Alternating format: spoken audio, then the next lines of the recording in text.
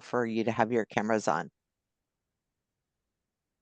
Okay, we'll take it away.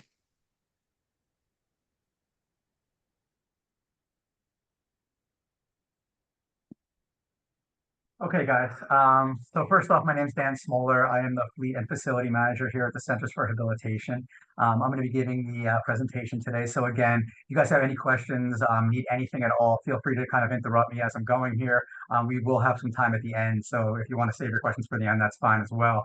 But we're going to start out here, guys, with a few poll questions. Just wanted to kind of see, some different situations that you guys may have going on with your, individual companies. So if you guys could do this first poll for me, how many vehicles does your organization have? Michael, I know I just asked you that question, but if we could submit this formally, that would be wonderful. Is this our whole organization or just our 5310 vehicles? You know what? You can pick the whole organization. I'd be curious to see what everything is, and then we can kind of get into the 5310 stuff as well if you need.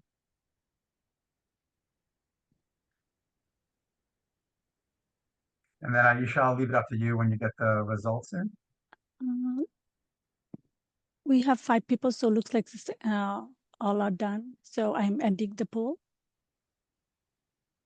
and share the results for this one. Okay, great. So we have some at 1 to 5. We have a few at 21 to 50. Sierra, were you one of the 21 to 50 with everything? Okay. And I was the one who put in 50 plus. So we have a very big fleet here at TCH. Michael, I'm assuming you were the 1 to 5. Okay, yeah. So obviously it'll be a lot easier to manage your few vehicles than it is for Sierra and I, but we'll go into how to do it the best possible way. Aisha, I'm ready for the next Okay, second question. one. Okay. Does your organization use any software for scheduling, dispatching, or record maintenance at the moment?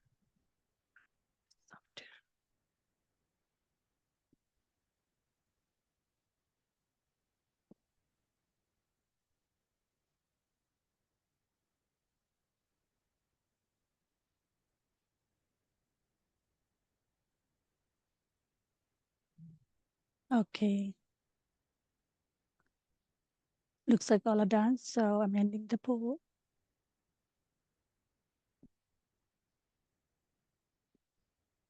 Okay, great. Who is the one who said no? Just curious. Is it Michael? Is that you? Okay.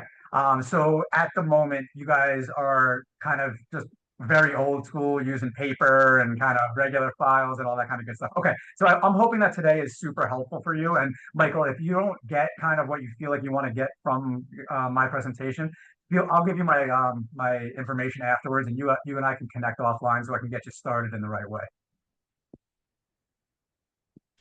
All right, Aisha, I think we're up to number 3 when you're ready over there. Okay, guys, next question. Does your organization use any type of vehicle tracking system or GPS on your vehicles?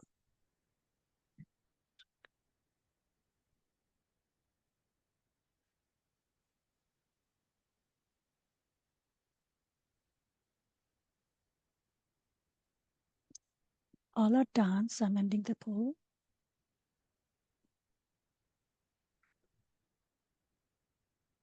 Okay, that's great. And we'll go into some of the stuff that, you can get through your GPS systems, and I'm sure you guys know a lot of it already. So a lot of it may be kind of reiteration for you, but we'll go through it again. And I think we have one more poll question, Aisha. One more, yeah. All right. And last question, guys. What format does your organization maintain vehicle and other grant-related data reporting information? Are you guys using only hard copies? Are you guys electronically using some sort of both or none?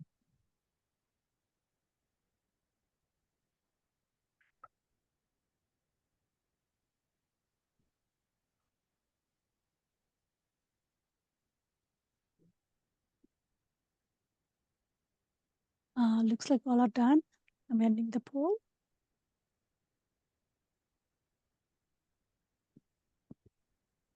Okay.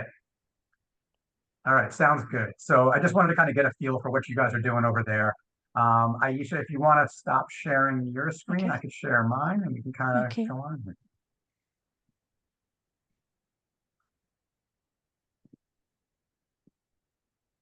Mm, All set? Oh, let me go back. I need to give it to him.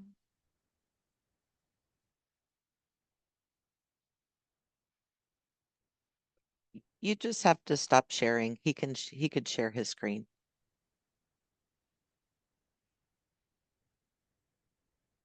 There you go, Aisha.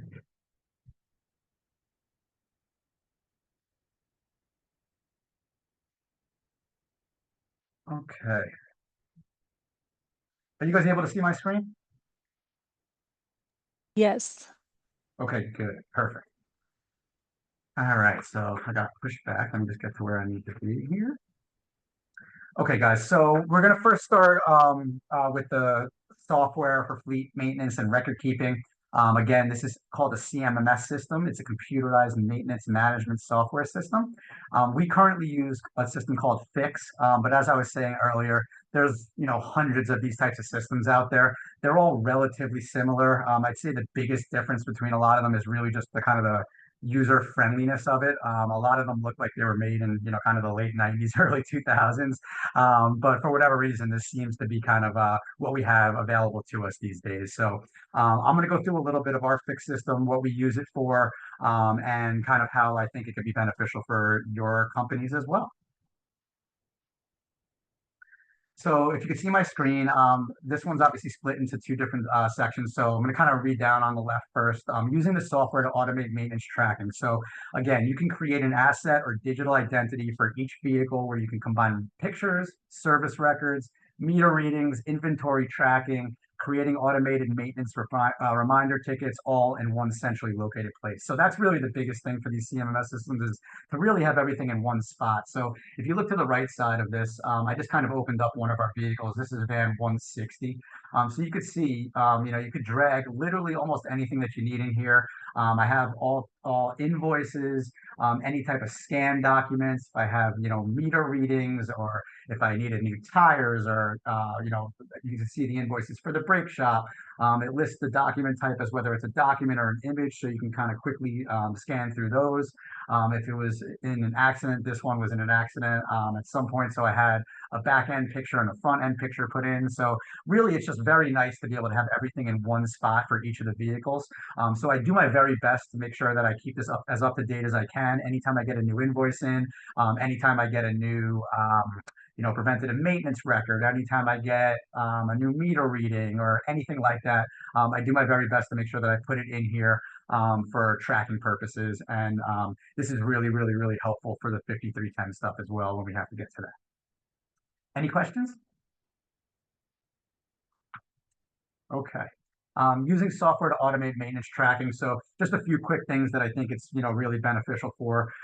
Tickets can be customized by time for each individual asset. A fleet can be used very differently from one vehicle to the next. So, as you were stating earlier, we have multiple different types of vehicles. We have small vans, we have medium, we have the big box vans. So using this automated ticketing system is really, really an easy way to understand, what vehicle is used for what. If one of them is for whatever reason in the shop, it gives you an availability to see which others you have available for people. So just really, really easy to kind of keep it all in one spot and, maintain everything in a timely manner. Reminders can be customized for each of the individual assets. This helps with scheduling and fleet dispatching to create a more predictable shift of vehicles when normal service is disrupted. And notes can be added in when tickets are in progress, so everyone's up to speed on the status. So again, anybody that has access to the work order system, they could sign into vehicle 160 and see, exactly what's going on with it at any given time. So it's basically real-time information, and it keeps everybody as up to date as possible. Questions, concerns there? Awesome. So creating annual reminders is really, really awesome. I think I use it a lot. I use it for registration and emissions mostly because out of our 50 plus vans, for whatever reason, when they were set up, they weren't set up in the same month. So I probably have about 5 vehicles each month that need to be registered. Most of them need emissions after a few years. For the 5310s, we need ADOT inspections done once a year. So this is a really, really great way to not forget to do any of those things. So if you can kind of see here, you generate the work order by a time schedule. You could list it hourly, daily, weekly, monthly, yearly. You could customize it and, you know, kind of have a specific start date, a specific end date. If you wanted to reoccur, all those kind of good, you know, kind of Outlook, you know, reminders as well. So really, really think this is super beneficial. You know, I have a spreadsheet backup as well, but I find it really, really awesome that, you know, I'll sign in every morning to this work order system and I'll notice right away if there's something that needs to be registered, if an emissions test needs to be done, you know, if there's ADOT inspections, any type of that kind of stuff that really needs to be done ASAP. It's a good, really, really good reminder. Questions? All right, so this is kind of what the main screen for our work order system looks like. So again, you're able to scan records and invoices, assign tasks, run reports, all that kind of good stuff. So, you know, again, I kind of mix and match, you know, all of our fleet stuff is all in here. So you could see, you know, from the kind of like the fourth line down, you have van 164, the AC stopped working, seatbelt inspections, annual maintenance, elite detailing is coming in for one Saturday a month for one of our vans, lube oil filters, all that kind of good stuff. But if you could see as well, you know, you see dump run for sofa on the top, the drum and the washers loose. So basically, I use this system for anything fleet or facilities related. So it makes it really, really, really helpful to kind of, you know, make sure that, again, everything's in one spot. You're not missing anything. It's kind of right in your face. And I try to sign in, you know, probably 2 or 3 times a day, once in the morning, once before I leave, and then once throughout the day to see if any other tickets are coming in. Obviously, if you have more tickets coming in, you probably want to check it more often. If you have less tickets coming in, you can check it less often. But we probably average about, I'd say, 50 to 75 tickets a month. So making sure that I'm just on top of it and answering anything in an orderly fashion is kind of what I'm looking for. You can see with the tickets along the right there where the colors are, you can see kind of type of ticket that it was put in for. Some of them are for preventative maintenance, some of them are for safety, some of them are service requests, so you can kind of list it that way. You can see the status next to it, whether it's open, whether I put it in as a work in progress. So really all types of good stuff that you can kind of put in here. It tells you the date it was modified. It tells you the date that it was put in. So really for someone like us, this would be great if we just had our, you know, standard 11 group homes and, you know, our main day program all here in Tempe. But really what this is super beneficial for me for is, you know, we have fleet and facility issues and items at Luke Air Force Base. We have an Air Force Base in Yuma. We have a site in Tucson, so it's really, really helpful for when you have multiple sites and regional offices to be able to kind of keep everything in one spot.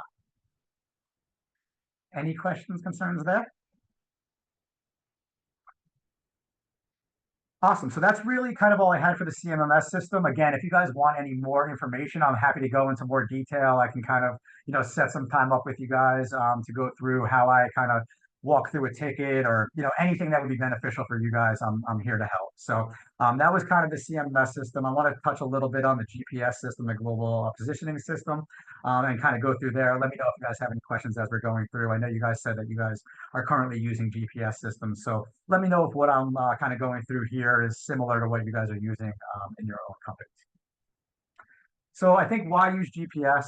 You know, again, it gives you real-time tracking. You know, obviously in 2025 here, this whole presentation is on technology. So having that real-time information is really, really helpful for us. It really improves the safety, identifying risky driving behaviors, tracking vehicles idle time, which could help in cost savings, and finding a vehicle in emergency. You know, if the driver for whatever reason can't find it, or the vehicle hasn't been used in a few days and we don't know where we left it, it's all obviously very, very, very important information. So as you can see here, I just kind of took a screenshot of, you know, some of the main things that our GPS system does. Ours can send custom alerts for location, speed, idle time, driving during odd hours, and more. Different systems can be tailored to your needs. It can immediately notify a supervisor if a driver breaks any of the custom rules. So long story short, as you can see here, you know, it really gives you an incredible amount of information for each of the vans. So it tells you, you know, the time that it's being used, the time it was started up, the time it was stopped being used. It tells you a max speed, an average speed.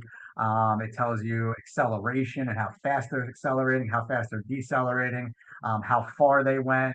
whether the battery's doing okay, all kinds of good stuff. So really, really helpful. I let people know in our driver trainings that we don't actively track them, but we do have the availability to find all this information if we need. So any questions, concerns, or kind of differences between your GPS systems and what we're using here, please let me know. Okay. I just wanted to kind of show this one graph. It's a part of the reporting that comes out of our system. So this is anything that's idled over 7 days. So you could see vans 183, 199. Those have been idled for a while. So I'd want to probably look into that and understand why those haven't been used in so long. And then you can kind of go to the bottom there and you see van 180, 150, 153. Those are being used almost every half a day. So just really cool reporting. You could really run a report on almost anything you want. So it just kind of gives you a really good snapshot of, kind of what you're looking at with regards to, again, any type of information that you're looking for. Vehicle scheduling and dispatching. Again, I still, with all of this technology and with the CMMS system, with the GPS, I still use the Outlook and calendar and scheduling for dispatching as well, just to have kind of a second eye on it, if you will. Scheduling and dispatching are incredibly important steps of running these transportation programs that we have. So, teaching our staff and understanding how these tools works takes time, but most businesses are already using Outlook. So it's just really taking a further step and a further advantage of something you already have in place. So if you look here, we had our IT folks set up each of our vans in here. So we ask that everybody that's going to be using a van gives us at least 2 days notice. And basically they'll go in and just as in any other meeting request, they'll request the van. I will get that meeting request. I'll approve it or deny it, whether that van is available for them. And then basically from there, I could see a snapshot on my calendar of all the different vans that we have, what they're being used for, when they're being used, and all that kind of good stuff. So I would put, if it's in the shop, I would throw that on here. Really anything that you want to say about that van. If I'm, taking 194 and going to use 195 instead, I would put that in here. If one of our group home vans is in the shop, I would, take that. I would put that van's in the shop. I would put that the other van that we're using, I would put that at that group home. So really just a second way of kind of making sure that you have everything, really under control. So creating a digital identity on Outlook for each van and scheduling them like meetings in most cases, as I mentioned earlier, is really kind of an awesome option if you don't have more of a serious CMS system or if you just want to use it as a backup. So again, we schedule and dispatch vehicles based on activity, number of participants, wheelchairs and ambulatory, travel distance, and more. This allows us to utilize our fleet in a more efficient, cost-effective manner.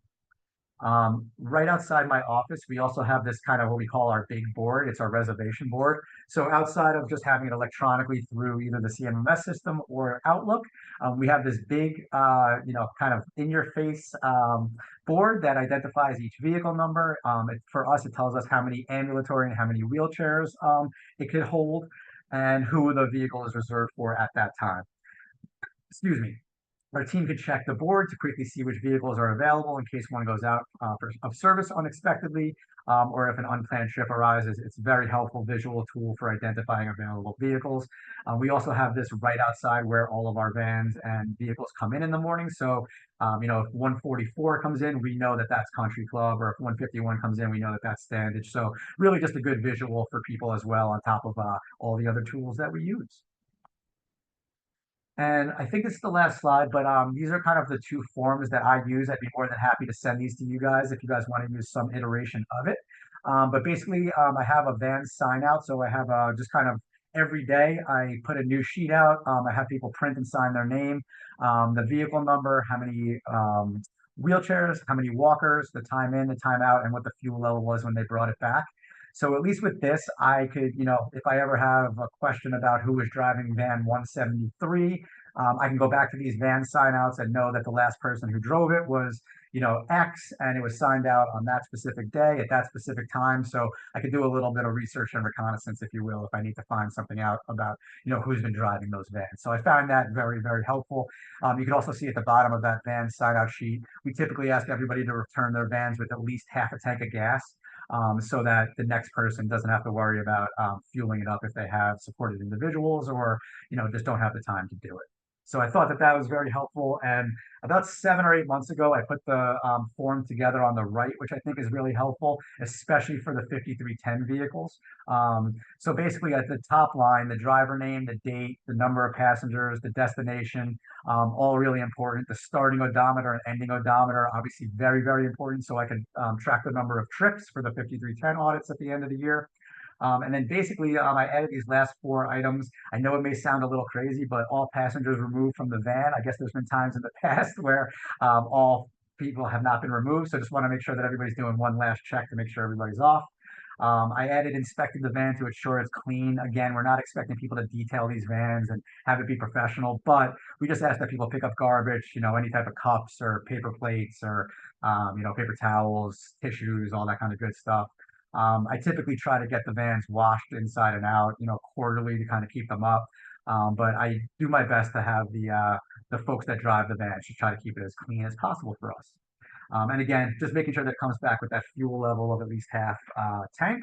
And then I thought the bottom piece here was beneficial as well for me. I asked people before they use each of the vans to just do a quick walk around and to see if they notice any, again, fluid leaks, if a mirror is hanging off or if there's a check engine light or the tire pressure is not where it needs to be. I asked them to initial this and then just check it off as a concern. So when I get this sheet, I know that I have to look at that van to take care of that item for them. And obviously, if it's something like a check engine light or something more serious, I try to tell them to let me know even outside of putting it on here, because as you guys know, a check engine light could be anything from, something super, super basic to something very, very, very expensive. So just trying to get out ahead. And, I think another thing that if I could tell you one thing today that I've noticed in the last year of doing this, if you could just be proactive instead of reactive, a lot of these tools really help you doing those types of things. So again, I thank you for your time. Any questions, concerns at all? If you don't feel comfortable asking in front of the group, again, I could very easily give you guys my contact information. It'll be on the next slide. And you guys could email me and we could set up some time offline for me to kind of go through some of your more specific situations if you'd like that. And Dan, I just want to add, I'm sorry, Dawn. I meant to say if Dawn has anything to add, I apologize. That's okay. I'm Dawn Hawking. I'm the Director of Development here at TCH, and been working on the 5310 program for many years. With our fix system, I know, Michael, you had been asking about the systems that can track assets. We not only use this for our vehicles, but we use this for our group homes, like our refrigerators, our washers, our dryers, things like that. So it's not just vehicle restricted. So a lot of those programs can do more than just the vehicles, and you can put a lot of data into the program that can run reports for you. You can upload receipts. I know Dan uses it to upload invoices when the vehicles are worked on, but it's a great place to keep information per asset. And it does quite a bit of reporting on the backside. And then, I think Dan touched on this, but you can also schedule it to send you out notifications when things are coming up. Yep. So that you can, kind of get pinged to say, oh, such and such needs a oil change, or this needs to, have happened. So, so finding the right asset system is obviously what you need. I know organizations that have a smaller amount of vehicles, like you, they still use spreadsheets, but I think that you can actually, upgrade your technology a little bit and make your life easier so that things are kind of on auto and you're just getting, that information back to you. So, excuse me. So that's just what I wanted to add about the Yeah, absolutely. And Michael, just to add a little bit even more, I use this system for basically all of our capital assets that we have for anything with regards to fleet and facilities. So, anything from vehicles, trailers, lawnmowers, sheds, AC units, we even track our refrigerators when we bought a new couch, any type of small electronics, all that kind of good stuff is, really, really helpful for budgeting season and, understanding kind of, tracking value and understanding kind of, how old some of the stuff is that you have and all that kind of good stuff. So really, really, really beneficial if you could kind of talk your folks into getting at least a very basic CMMS system. It's really, really helpful. Any other questions at all that I could answer for you guys?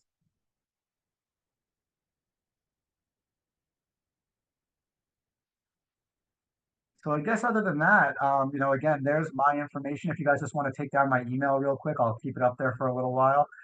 Feel free, like I said, to reach out to me. You know, again, I try to be as much of a subject matter expert as I can, but I'd always love to learn what you guys are doing as well. And if there's anything that I can do to help, you know, I'm obviously here for you guys. I appreciate, and actually Dawn's information is there too. So if you wanted to reach out to her for anything, she's kind of the 5310 guru on our team. So she would be more than happy to help you guys out as well. I really, really, really appreciate you guys jumping on and spending some time with us. And I hope you enjoy the rest of your afternoons if you don't have any questions. Thank you. Thanks, everybody. Yes, Thank thanks, you, Dan. Dan. I'll be reaching out. Okay, sounds great, Michael. Thanks. Thanks, buddy. Thank you, everyone. Have a great day. All right, guys. Thanks, Josh.